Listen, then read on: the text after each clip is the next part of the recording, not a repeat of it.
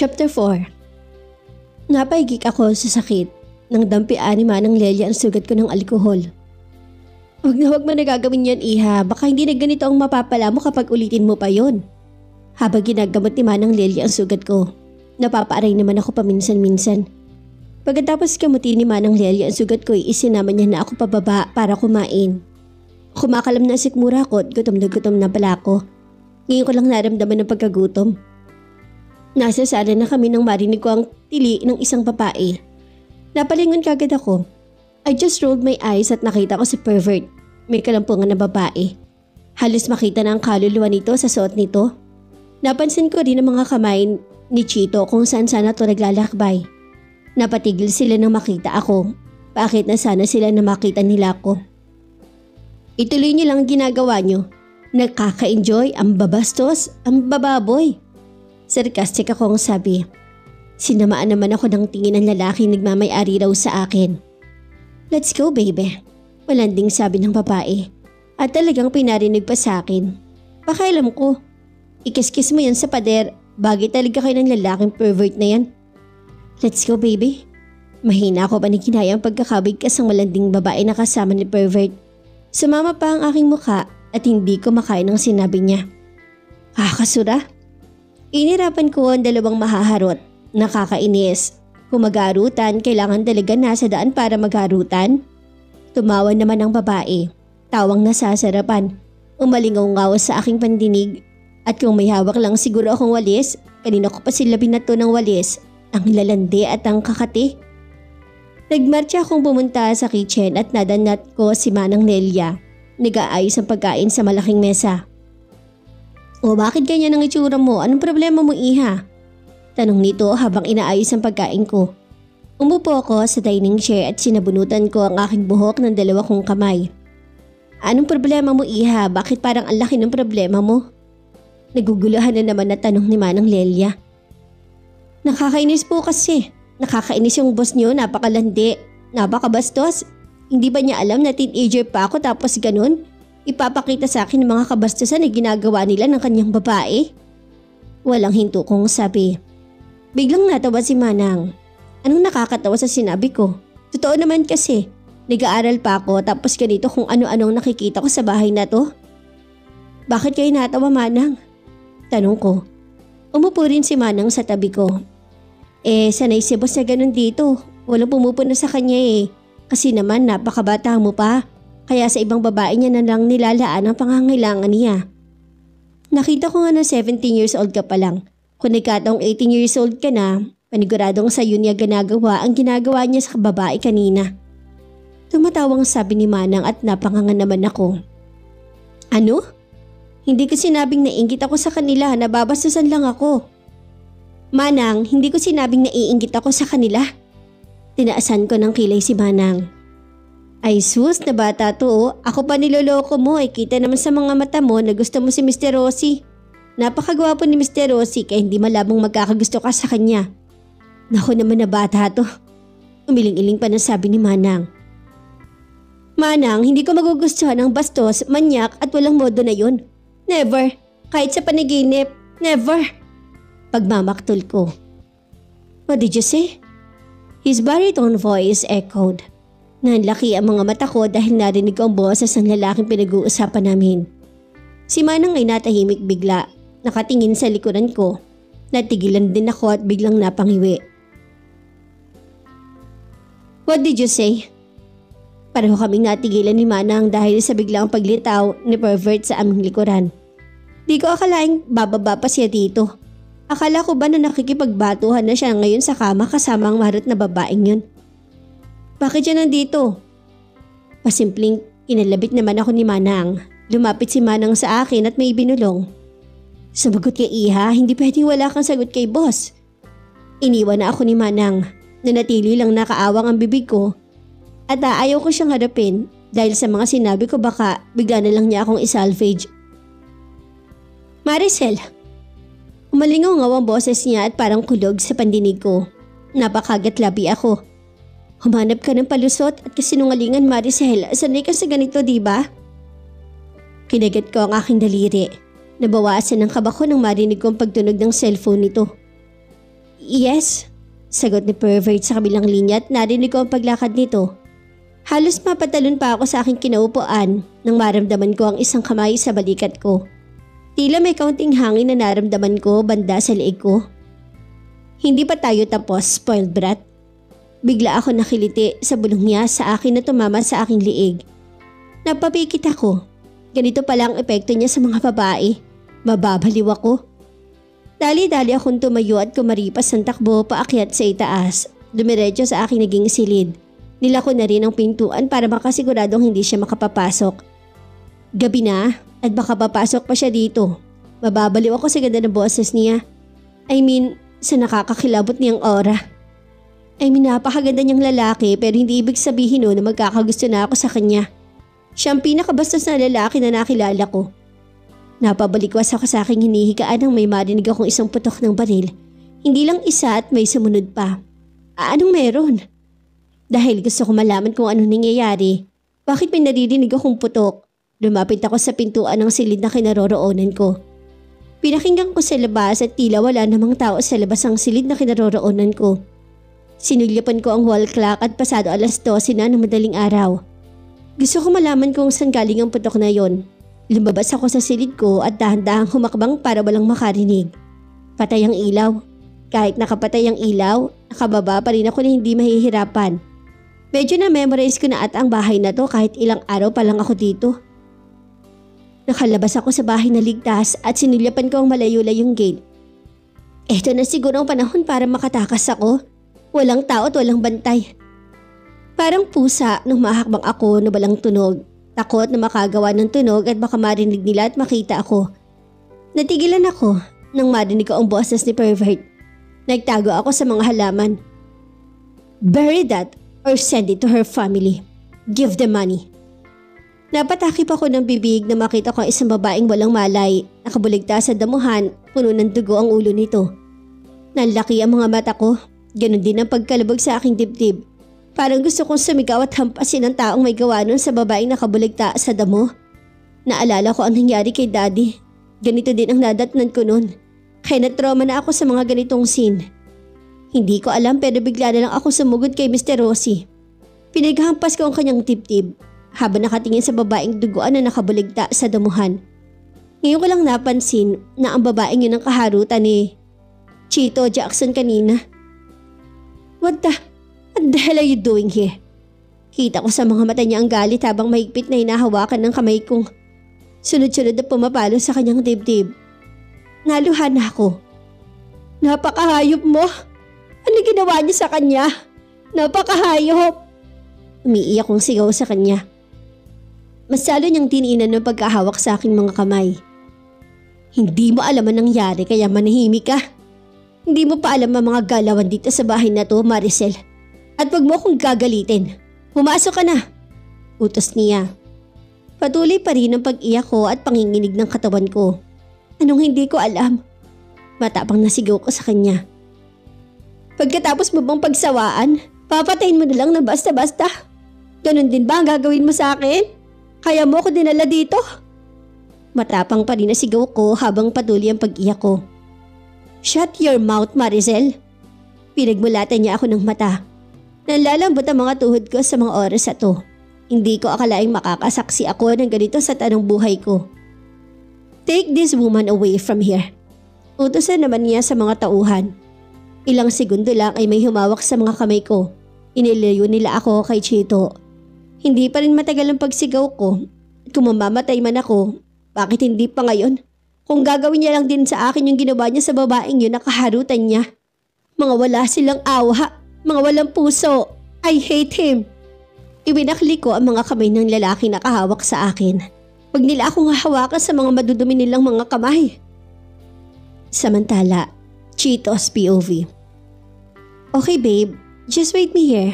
Mag-aayos lang ako sa banyo. Maharot na paalam ng babaeng nakilala ko sa bar. Kaya bumaba ako para uminom ng alak. Pero nadatnan ko sa kusina si Manang at si Maricel. She's only 17 at hindi ako child abuse, for God's sake. But napakaganda at napakasexy niya na sa murang edad niya. I can't stop unable to stare at her. Napakaganda niya. Pasalamat ako kay Hernan at sa akin niya pinagkatiwala ang precious iha niya. Hihintayin ko na lang ang pagdibon niya bago ko siya ang kining akin.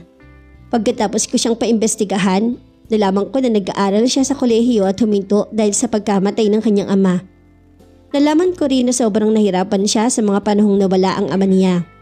Kaya naman ang restaurant na pinagtrabahuhan niya na hindi siya tinuring ng maayos, pinasara ko. Deserves nila yun.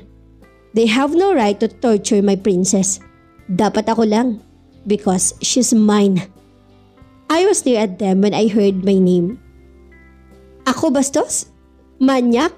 Kung hindi nga lang nag-ring ang cellphone ko makakatikim sa akin ng prinsesa ko. She will regret she called me that words. Yes, I answer. Boss, dapat niyo po itong malaman. May pinadalang espiya dyan sa mansyon. Sagot ng tauhan ko sa kabilang linya. And who is that spy? Sinulyapan ko ang kinaroroonan ni Maricel pero wala na siya sa dining table at nakaalis na to. Isang babae ang spy. Sagot sa kabilang linya. Kumunot kagad ang noo ko at wala na akong ibang pinag-isipan pa. Bumalik ako sa itaas para puntahan ng babaeng nakilala ko sa bar. I turned off the call at hindi nga ako nagkakamali. Pagpasok ko ay may nakatutok ng baril sa akin. Hey baby, sorry pero kailangan kong gawin to. Para sa pera, kaya kong gagawin to. Malaki kasi ang pera na ibinayad nila sa akin para patayin ka. Sino ba naman ako para tanggihan ko ang kanilang offer, di ba? Umihiling na sabi ng babaeng to. I'm not mistaken, siya nga ang espiya. Halata naman na hindi siya marunong sa baril. Ang lakas ang loob ng babaeng to na pumasok sa teritoryo ko. If I were you, I put that gun down. I said calmly to this woman because when I was the one holding it, her skull would explode. She even laughed like a crazy. Bakit ko ibababa to? Pera na to. Malaking pera kapag napatay kita, Mr. Rossi. And she just continued laughing. Isang iglap, bumuligta siya sa sahig. Sabog ang kanyang ulat, napaliw ako sa aking likuran. Ang aking tauhan na bumaril sa kanya. Boss, okay lang kayo? I'm fine kahit di siya dumating. Take that out. I command him. Dali-dali niya naman tong binuhat balabas kahit padugoan ng babae. Napailing na lang ako. Poor woman. Kung di niya nilagay sa kapahamakan ng sarili niya, buhay pa sana siya ngayon. Ang lakas ng loob pumasok sa teritoryo ko and point a gun on me. And now, you're dead. Maricel? Bula sa labas, tawag ng demonyong lalaki na nagkidnap sa akin. Hindi ko siya harapin. Hindi ko siya pagbubuksan. Napakawala nilang puso. O paano sila nakakapatay ng tao ng ganun-ganun na lang? Bakit hindi pa sila nakukulong? Maricel, open this door! Muli ay kalabog sa pinto. Hindi ako sumagot at nanatili lang akong nagbibingi-bingihan.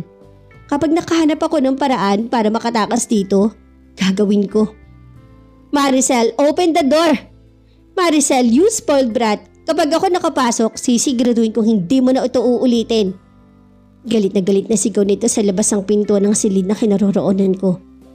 Paano kung may gagawin siyang masama sa akin? Paano kung papatayin nila ako kapag nagpatuloy akong ganito? Paano kung walang awa niya akong babarilhin? Sa takot ko ay wala akong nagawa kundi ang pagbuksan siya. Tumambad sa akin ang kanyang galit na aura. Nakakunot ang noo at magkasalubong ang kilay. Umigting ang panga nito. To my surprise, he pushed me into the room where I was and immediately closed the door. Ang lakas ng pintig ng puso at dibdib ko sa mga oras na to. He stared at me intently while still not losing her anger in his eyes. His breath hits my face. I bit my lip because of the scent of his breath hitting my face. My eyes widened when he suddenly pushed me again and leaned hard against the wall. Tumagilid ang aking mukha dahil hahalikan niya ako. Napapikit na rin ako. Oh gosh, bakit ganito? May naghahabolang kabay na ata dito sa dibdib ko. Naramdaman kong kumalma na rin ang galit sa kanyang mukha. Bumalik na sa normal ang kanyang tingin at unti-unting nagbago ang kanyang aura. Humarap ako sa kanya at nakatitig pa rin siya sa akin. Napakagwapo niya pala sa malapitan. O Adonis, napalunok ako. Next time, you learn to follow the rules of this house. My house, my rules. Do you understand me, brat? Tila utos niya sa akin. Tinukod pa niya ang kanyang isang kamay sa wall sa kaliwang banda ng aking balikat. Bumaba ang kanyang tingin sa aking dibdib. And that's how I covered my chest dahil sa suot kong pantulog and I wasn't wearing a bra. Napamura pa siya, sabay hima sa kanyang noo. Sa isang iglap hindi ko namalayan nang bigla niyang paglapit sa akin. Kinabig niya kagad ang aking bewang kaya naman napalapit ako sa kanyang dibdib. Walang salitang inangkin niya ang bata kong labi. Hindi ako nakaangal. Tila may sariling pag-iisip ang labi ko dahil nagpaubaya ito ng kusa na ang kinin ng kanyang lalaking to. Hindi ko man lang siya tinulak. Lahat ng maayos sa pag-iisip ko ay tila nawala dahil sa kanyang halik. I just experienced it now and his tongue curled around inside as if there was something looking inside my mouth. Nakabukas sa mga mata ko at nanlalaki to ng dakmain niya ang aking kaliwang dibdib. Napasingap at napaigtad ako dahil sa sensasyong nararamdaman ko. Sa tanang buhay ko, ngayon ko lang ito naramdaman. Mas lalong nalaki ang aking mga mata. At the same time napalunok ako nang bumaba ang kanyang halik sa leg ko. Habang ang kanyang kamay ay pumapasok na sa suot kong pang itaas. Malaya niyang nadama ang aking batang dibdib. Oh God, Maricel. Napaungol siya, halos mapaungol din ako dahil sa kiliting nararamdaman ko. Parang naiihi ako sa sobrang sarap na nararamdaman ko. Ganito pala to. His lip even went down to my chest. Oh God, Princess. You are so sweet. Ungol niya ulit habang patuloy niya na hinahalikan ng kaliwa kong dibdib. Bakit ang sarap pakinggan kapag tinatawag niya ako sa ganun? Nakakabaliw. No, hindi pwedeng magustuhan ko ang ginagawa niya. Pagkatapos niya akong makuha, gagayahin niya rin ako doon sa babaeng pinatay niya? No! Bago ko pa man siya itulak ay may narinig akong tumawag sa labas ng pinto. Boss! Boss! Wala sa labas ng pinto at mukhang may kailangan sa kanyang mga tauhan. Kinagulat kong pagampas sa pader ni Chito. Napapikit ako sa malakas ng pasito sa gilid ko. What is it? Galit na sagot nito sa kanyang tauhan habang sa akin nakatingin. Agad ko naman tinakpan ang aking dibdib ng mahimasmasan. Boss, may problema po tayo. Sigaw na sagot ng tauhan niya. Tanging mura lang ang sagot niya at hindi pa rin niya inaalis ang paningin sa akin. Baka mamaya sa akin ililipad ang galit niya at mahampas niya na at masuntok na ang kanyang kamao. Make sure na malaking problema niyang isusumbong mo sa akin. Dahil kung hindi, may kalalagyan ka sa akin. I'll be out after a few minutes. I'm just going to finish something. Pasigaw na sagot niya para sa kanyang tauhan habang masamang pinagmasdan ako. Patay, anong tatapusin niya? Bigla ako napalayo sa kanya pero bigla na naman niya akong hinikit. The next time I enter your room, cover yourself. If I'm a man, Maricel, and to tell you that you're mine, you are mine. I'm just waiting for your debut. After that, I'll take what's mine. Pero ngayon, kailangan mong ingatan yung sarili mo dahil kapag hindi ako nakapagpigil, baka hindi ko na mahintay ang lecheng debut na yan. Mahabang sabi niya, kumibot ang bibig ko. Sa tingin mo ba, nakapagpigil ka pa sa lagay mo na yan?